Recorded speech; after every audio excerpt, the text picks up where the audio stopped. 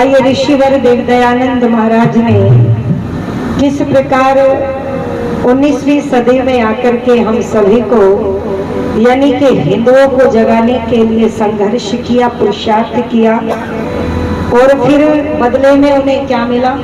ईंटें और पत्थर खानी पड़ी। आइए कुछ चर्चाएं ये गीत ऋषिवर को समर्पित करते हुए। वो जग भर में धूम मचाई, जग भर में धूम मचाई के दुनिया जान गई सारी, वो सारी के आया दयानंद ब्रह्मचारी। जग भर में धूम मचाई के दुनिया जान गई सारी, सारी के आया दयानंद ब्रह्मचारी।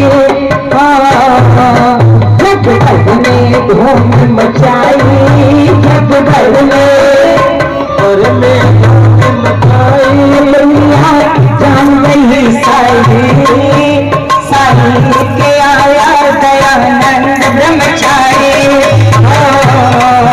जग भर में धूम मचाई, जग भर में धूम मचाई के दुनिया सारी के आया। हारमोनियम बजा दे।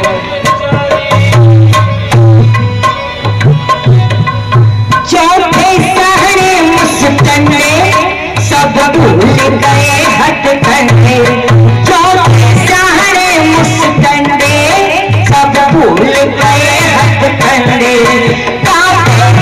ढोंगी पंडे उखड़े के पाप के झंडे,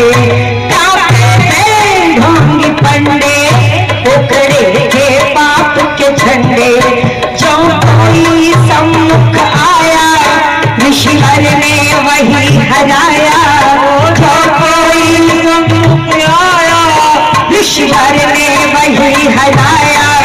उनका था जगत विरोधी फिर भी ना रुकने पाया, सब फल टोली घबराई घबराई, सब फल टोली घबराई के दुनिया जान गई सारी, सारी के आया दयानंद ब्रह्मचारी। हो जग भर में धूम मचाई दुनिया जान गई सारी, के आया दयानंद ब्रह्मचारी।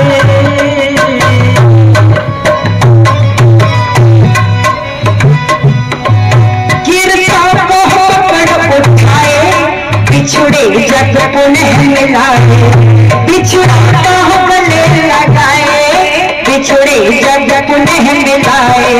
चौपने यमन ईशाई शुद्ध करके आर्य बनाए, चौपने यमन ईसाई शुद्ध करके आर्य बनाए।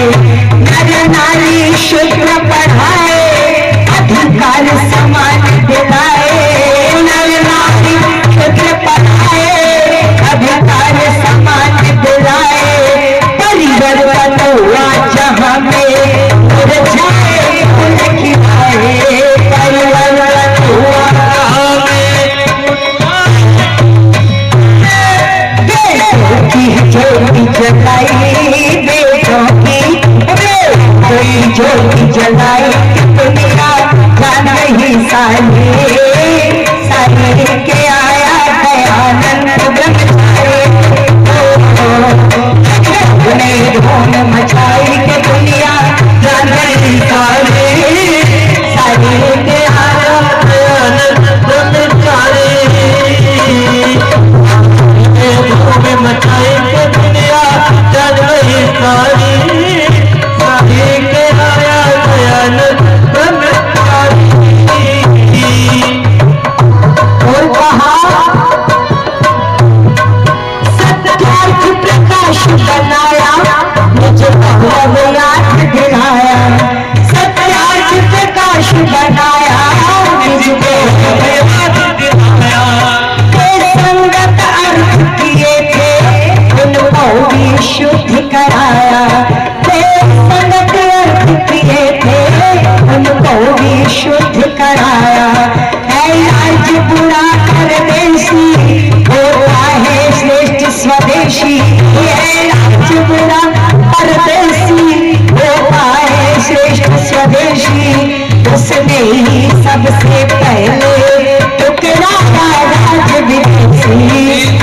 सबसे पहले ठुकराया जगदीशी।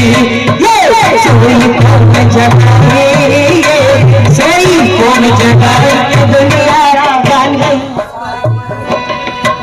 गुरुकुल शिक्षा की जारी अब वेद पढ़े नर नारी।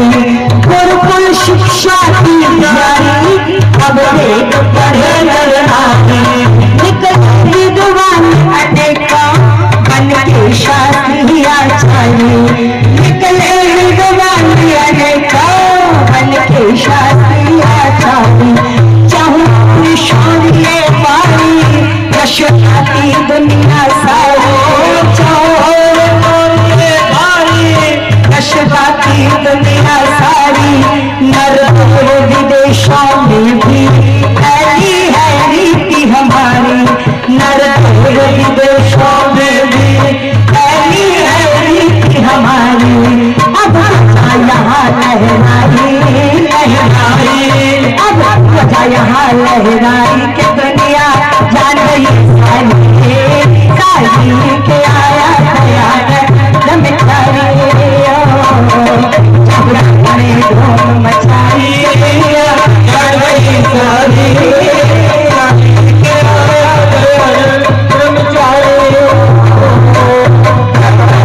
धूम मचाई के दुनिया जान रही सारी सारी के आया दयानंद ब्रह्मचारी। जग ने धूम मचाई के दुनिया जान रही सारी सारी के आया दयानंद ब्रह्मचारी।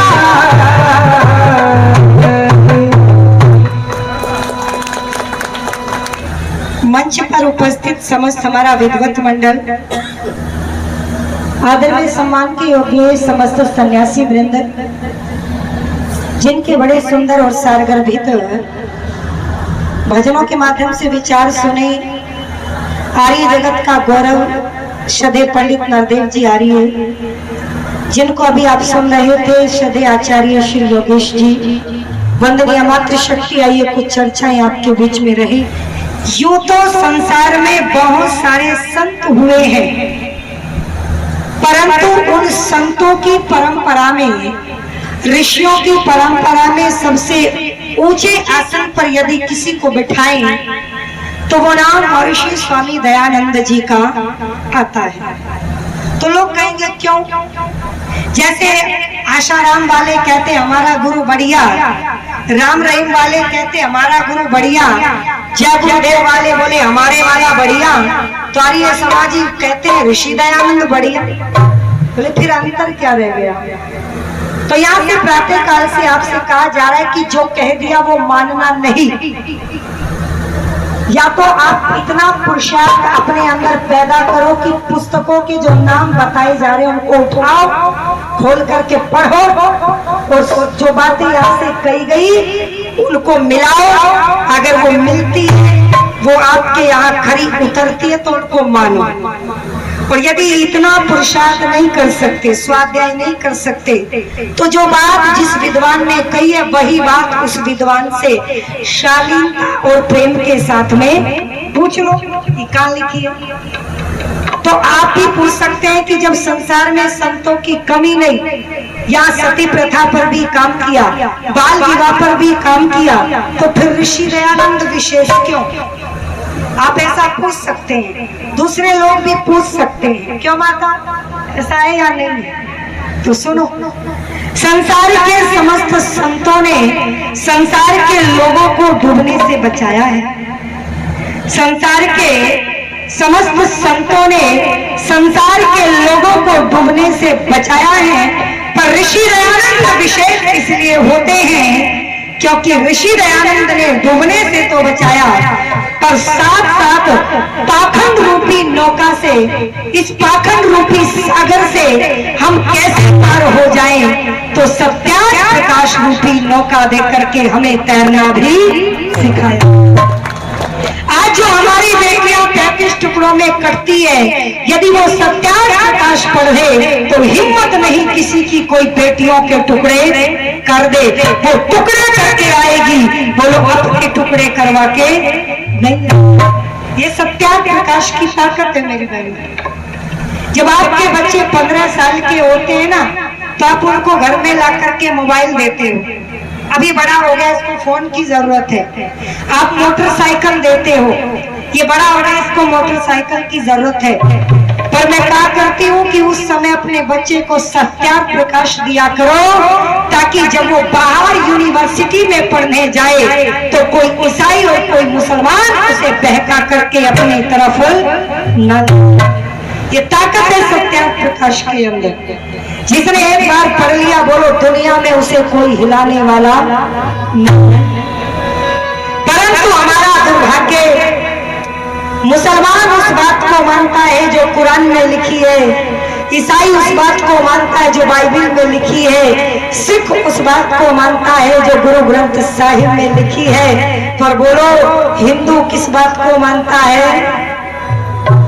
जो फेसबुक पर लिखी है। न वेद की माने, न शास्त्र की माने, न संस्कार विधि की माने, न सत्याग्रह प्रकाश की माने, न पढ़े हैं, न मानता है, न पढ़ सकता है, क्योंकि संस्कृत आती नहीं है, तो इसलिए बात मानने का सवाल ही नहीं। तो वो किसकी मानता है? बोले फोन की और टीवी की मानता है। पर सुनो, बहुत सुंदर पंक्तियां कवि ने बड़े दर्द के साथ लिखी।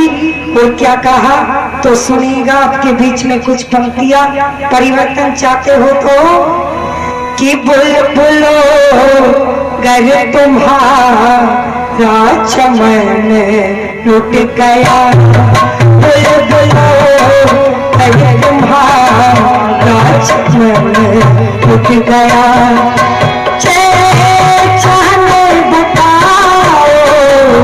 कहाँ जाओगे फूल पर न होगे अगर लाल पर, फूल पर न होगे अगर लाल पर, आशियाना बना ले, कहाँ जाओगे फूल तुम्हारा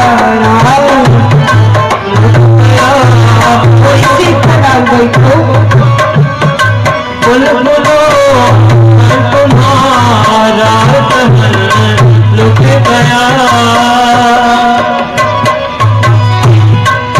हर दिशा में चुभने हैं पवन में अपन, हर दिशा में चुभने हैं पवन में अपन, हर नई खोज देती निराली चुभने, हर नई खोज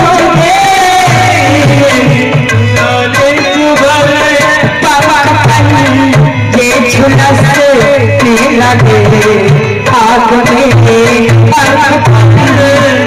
झुलसने लगे आग में, सरे अपना छुपाने कहाँ जाओगे बुलबुलो तुम्हारा। कम ना करो भैया, कम ना करो, विषम आती है तो कम ना करो, में डालो।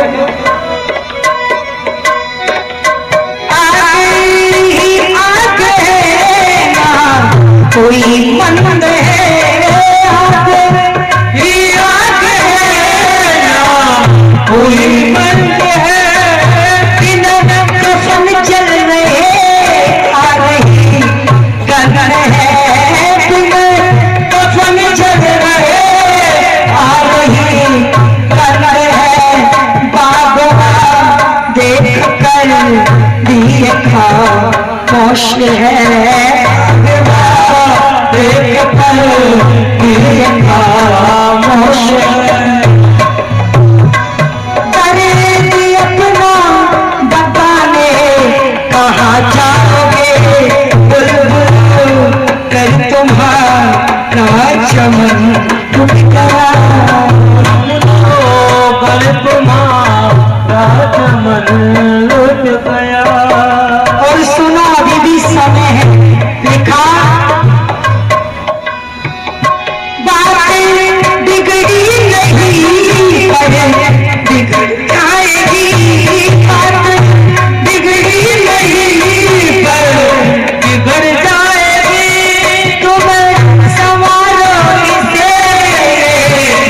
मर जाएगी कमर संभालोगे समर जाएगी हाथ से वक्त ही खो दिया हाथ से वक्त ही रागर हो गया फिर से ढूंढ पावे कहाँ जाओगे बोलो घर कहाँ चमन टूट गया पर तुम्हारा चमन टूट गया ये हमारा चमन रंग रंगीला चमन ये हमारा चमन रंग रंगीला चमन हमें रहेगा वतन हमें रहेगा वतन पर बड़ा करेगा कोई बाजूला पर बड़ा रोजा कोई बाजूला फिर इन्हें आजमा कहाँ जाओगे बुलबुलो नर तुम्हारा चमन लुट गया बुलबुलो पर तुम्हारा चमन लुट गया आशियाना बना के कहाँ जाओगे फूल पर देना हो के अगर डाल पर फूल पर देना हो के अगर डाल पर सरे अपना छुपाने कहाँ जाओ कर तुम्हारा चमन टूट गया कर तुम्हारा चमन टूट गया कर तुम्हारा चमन टूट गया बुलबुलो कर तुम्हारा चमन लुट गया।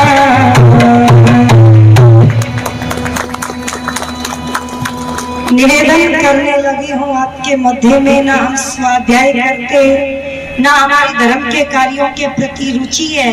अच्छा आप सुनते हैं कि 1000 वर्षों तक ये देश गुलाम रहा, यहूदियों का, पारसियों का, ईसाइयों का, मुसलमानों का। हमारे नौजवान भाई सम्मानित करते हैं 200 रुपए देकर के, हम आपका बहुत बहुत धन्यवाद करते हैं। थोड़ी सी रिपीट रखो भैया, प्लेन बजता है भाई। निवेदन कर दूं आपके बीच में, इतने अत्याचारों के बाद भी ध्यान से सुनना इस बात को, आपके गले में एक जो पवित्र है और आपके सर पर चोटी है, आप नित्य प्रति बैठ करके या कहीं किसी आश्रम में जाकर के आहुति चढ़ाते हैं, तो ये आपके पूर्वजों का संघर्ष है। नमन है उन पूर्वजों को। औरंगजेब ने संकल्प लिया था कि एक दिन में 1.25 मन जनेऊ उतरवा करके हिंदुओं के मेरे सामने ला करके रख दो, कोई अपनी मर्जी से उतारे ठीक, नहीं तो गर्दन काट लेना, पर जनेऊ मुझे हर हाल में चाहिए। हमारे पूर्वजों ने गर्दन कटवाना स्वीकार किया, परंतु जनेऊ काटना और उतारना स्वीकार नहीं। अच्छा ईमानदारी से एक बात बताओ, अब हमारी गर्दन पर तलवार है? बोलो नहीं है। अगर हम जनेऊ पहन रहे तो कोई हमें दंड दे रहा है? पर ईमानदारी से बताओ, पहनते हैं? अरे बोलो, सर पर चोटी रखते हैं, दैनिक यज्ञ करते हैं, संध्या करते हैं, हमारी समाजी है, मूर्ति पूजा करते नहीं और संध्या हवन करना चाहते नहीं, तो बोलो कौन है? नास्तिक हुए या नहीं हुए? यही कारण है तुम देश को आर्य कहाँ बनाओगे? एक मुखिया परिवार को भी आर्य नहीं बना रहा है, क्योंकि करनी और कथनी में एक रूपता नहीं। हमने लोगों को ये तो बताया क्या नहीं करना चाहिए। बोले जी हम तो कट्टर हैं, हम मूर्ति पूजा नहीं करते, हम मंदिर को नहीं मानते, हम देवी देवताओं को नहीं मानते, हम राम कृष्ण को नहीं मानते। बोलो बताया हम राम राम नहीं करते। करके देख लो किसी से राम राम, ऐसे हो जाएंगे कि जैसे किसी ने बम छोड़ दिया हो। निवेदन कर दूं आपके बीच में, हमने ये तो कहा पर ये नहीं बता पाए कि मूर्ति पूजा नहीं करते तो कौन सी नहीं करते। हम यदि पूजा पद्धति देवी देवताओं को नहीं मानते तो कौन से देवी देवताओं को नहीं मानते। अरे कहा करो हम प्रेतवाद को मानते हैं, हम 5 महायज्ञों को मानते हैं, हम 16 संस्कारों को करते हैं और हमारे घरों में ईश्वर की उपासना संध्या के माध्यम से होती है। हम देवी देवताओं की 33 कोटि देवी देवताओं की पूजा देव यज्ञ के माध्यम से करते हैं। बोलो क्या हमने बच्चों को बताया? फिर कैसे जुड़ेंगे? कहाँ बताया? सिद्धांत तो बता ही नहीं पाए। आने वाली पीढ़ियां गालियां देंगी, गालियां। जब भी धर्मी आपके बच्चों से पूछ रहे हैं तुम किस भगवान की पूजा करते हो, उन्होंने कहा कृष्ण की। आपकी बेटी यूनिवर्सिटी में पढ़ने गई, बेटी ने कहा कृष्ण की पूजा करती हूँ। विधर्मियों की लड़की ने पूछा उस कृष्ण की जो अपनी पत्नी के रहते हुए भी प्रेमिका से संबंध रखता है, लोगों के घरों में चोरी करता है। अच्छा बताओ क्या हमने कृष्ण का वास्तविक स्वरूप अपने बच्चों को घरों में बताया? अरे बोलो दयानंद के सिपाहियों, बोलो एक बार। भागवत की कथा में तो नहीं बताया जाता, आज जिन स्कूलों में आपके बच्चे पढ़ते हैं वहां पर भी नहीं बताया जाता। माँ तो आपकी बेटी को राधा और आपके बेटे को कृष्ण बना करके नचाया जाता है। ईमानदारी से बोलो, जब कोई भागवत कथा करने वाला आपके गांव में, आपके शहर में, आपके नगर में आकर के कृष्ण को नचाता है तो क्या हम कोई टीम तैयार करके उस कथा को रोकने के लिए, विरोध करने के लिए चलते हैं? नहीं चलते। फिर काहे पे आ रहे हुए बताओ? केवल इसीलिए आ रहे हुए कि बस जी हम तो आ रहे हैं। इसीलिए कहते हो राष्ट्र की रक्षा केवल भाषण से नहीं होती साहब, पहले कार्यों पर भी तो ध्यान दें बाकी हम कर क्या रहे हैं। हमारे पूर्वजों ने हमें यज्ञ दिया, त्याग करना पड़ता है। मेरी संस्कृति मर्यादा पुरुषोत्तम श्री रामचंद्र महाराज ने जीवन में 4 बार सिंहासन को ठोकर मारी। पहला सिंहासन अयोध्या का था, दूसरा सिंहासन श्रृंगेवरपुर निषाद राजगुह का था, तीसरा सिंहासन किष्किंधा नारी महाराज बलि का था और चौथा सिंहासन सोने की लंका साक्षात सामने पड़ी थी। और दोनों युद्ध जीतने से पहले विभीषण का राज्याभिषेक करके लंका का राजा किसे बना दिया? ये मेरी संस्कृति है, इसमें प्यार भरा पड़ा। और एक पुत्र ने अपने पिता को जेल में बंद कर दिया, सिंहासन पर बैठ गया। 24 घंटे में 1 घड़ा पानी का मिलता था। ये महिमा बता। और जब एक दिन वो घड़ा 24 घंटे से पहले खत्म हो गया, पिता ने सूचना भिजवाई मुझे पानी चाहिए। बेटा पानी लेकर के गया, पिता के सामने भरे हुए मटके को धरती पर डाल करके फेंक दिया और कहता है जब जब 24 घंटे नहीं होंगे पानी मिलने वाला नहीं। जानते हो कौन था? औरंगजेब। वो भी 4 भाई थे, ये भी 4 भाई थे, एक राम, एक लक्ष्मण, एक भरत, शत्रुघ्न। राम यदि मनों में है तो भरत उनके चरणों में नंदीग्राम में बैठा है, लक्ष्मण साथ साथ बैठा है, और बोलो शत्रुघ्न भरत के चरणों में बैठा है।